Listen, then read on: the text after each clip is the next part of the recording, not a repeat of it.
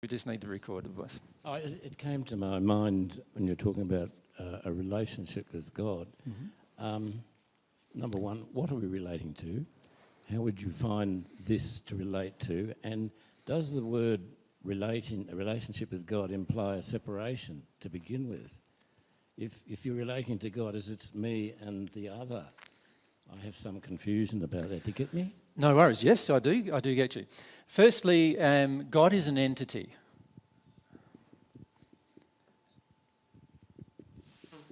A being. Far greater than we are as an individual. In other words, we're very limited as individuals. We have the capacity to grow, but God has already obviously grown enough to have all of this knowledge and all of this wisdom and all this power and all this understanding and all this love as well for all of her creations.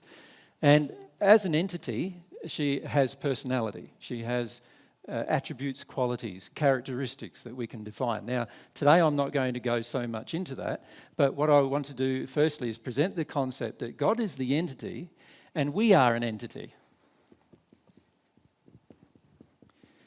And we have our own individual nature, our own individual qualities, our own individual attributes, our own individual personality and so forth. That being the case, we can relate to any other entity. And so for example, you're an entity, I'm an entity, so here was two entities. We can relate with each other somehow.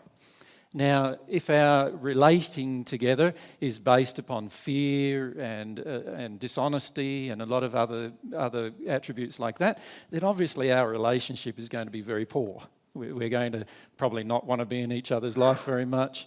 We're going to be very, very limited in terms of what we do together in our life. We'll do things separate from each other. So separateness is only created by our inability to relate with each other in a loving manner.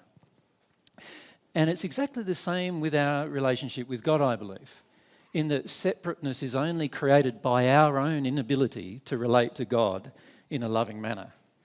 And God is always desirous of relating to us in a loving manner and of course created us out of love. So when it comes to a relationship with God, God herself or himself, depending on how you want to view God, God can relate to us with love all the time, but our ability to actually have a relationship in return with God is very much defined by how willing we are to embrace that love and have that love enter us, but also have a feeling of love that comes from us to God. Just like having a relationship with a person would be limited by how willing we are to interact with the individual. So if you consider God as an entity or a being, and you are an entity or a being, separateness is only created by our inability to engage the relationship in a loving way. And if you look on earth generally, most of mankind does have an inability to engage a relationship with God in a loving manner. In fact, most of mankind believe God or believes God to be some kind of rageful, punishing being. And in fact, most religious forms on the earth believe that to be the case. And so immediately they're saying that God is not the loving creature that God knows herself to be, and I'm going to then start relating to something that isn't even existing at that point. So once I start saying to God that you are a punishing, angry, rageful God, now what I'm doing to God is I'm defining God by my own methods rather than actually having a relationship and finding out about God from God herself.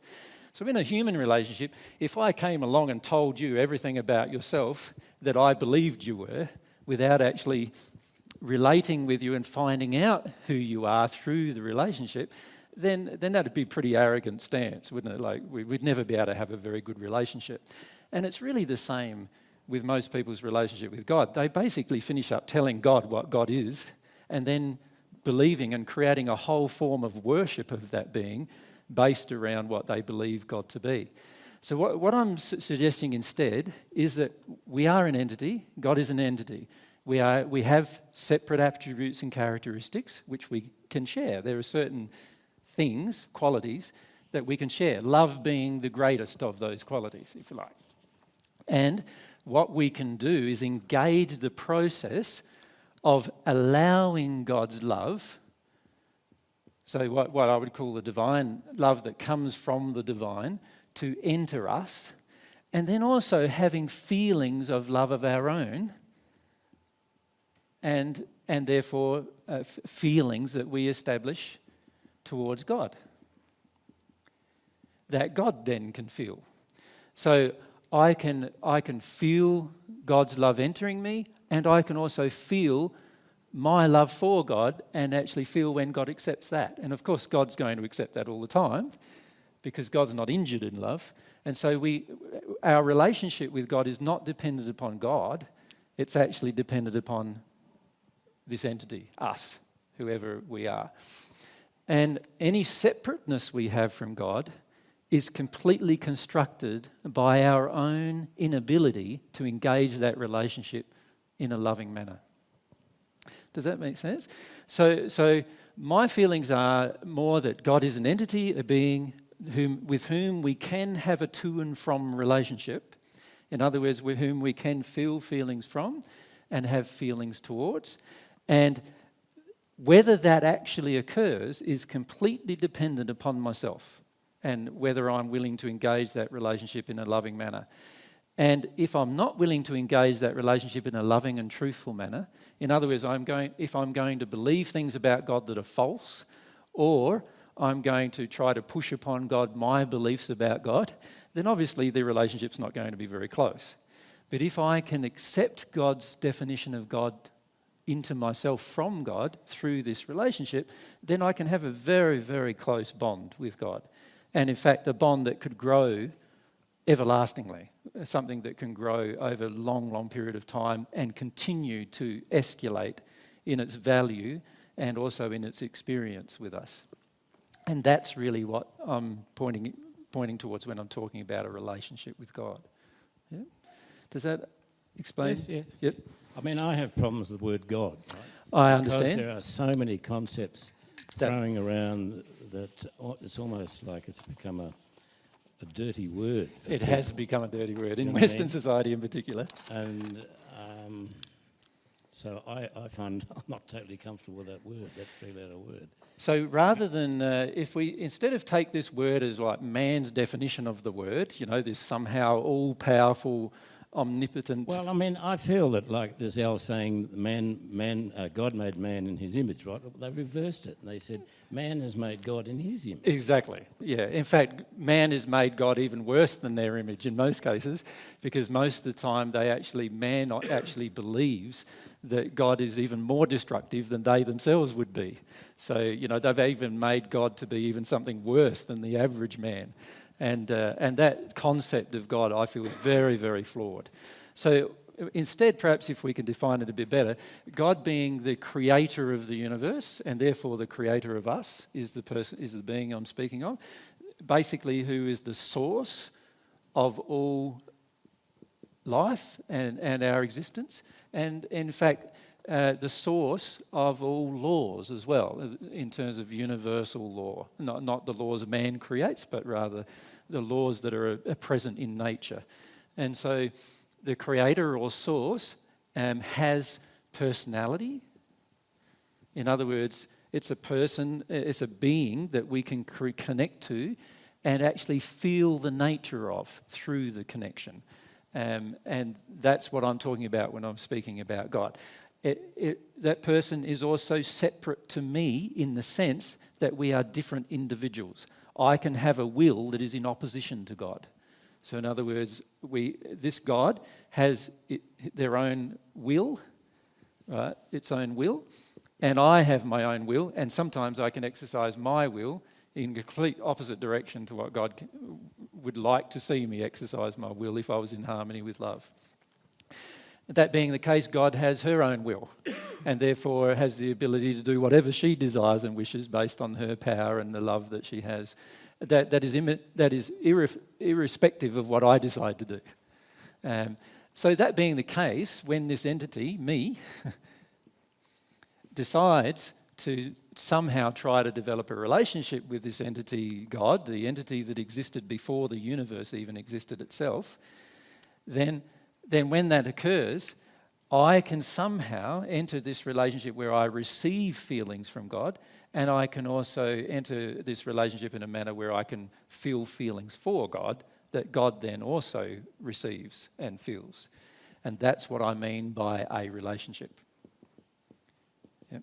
And when we begin the relationship, quite often we don't feel much from God, and God doesn't feel much from us, because most of the time we've got other relationships that are more important or whatever.